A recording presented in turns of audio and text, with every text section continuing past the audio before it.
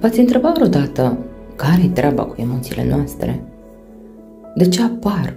Care-i rostul lor? Până la urmă, dintre toate ființele Pământului, noi oamenii avem cele mai complexe emoții și foarte diversificate. Atunci când trăim emoții pozitive, ne dăm voie să le simțim din plin. Ne încarcă, ne fac să funcționăm bine.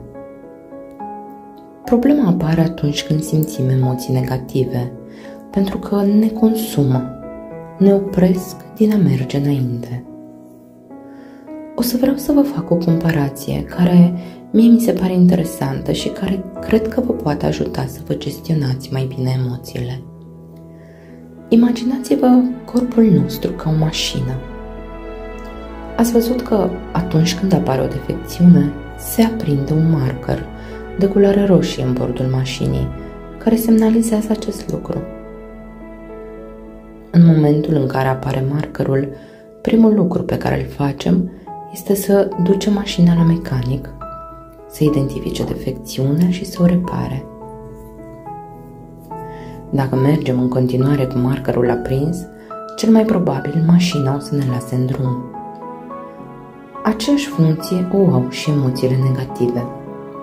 Semnalează o problemă. Evident că trebuie să investigăm care este cauza, pentru că dacă am identificat-o și rezolvat-o, dispare și emoția negativă. Nu cred că mergeți cu mașina la mecanic doar pentru a șterge marcării din bord. Nu ar avea sens, nu?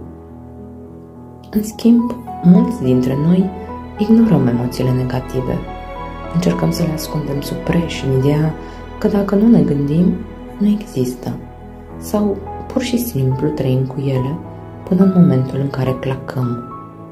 Mașina ne-a lăsat în drum.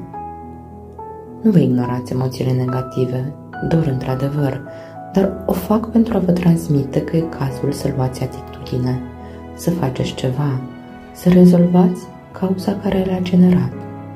Așadar, rezolvați-o.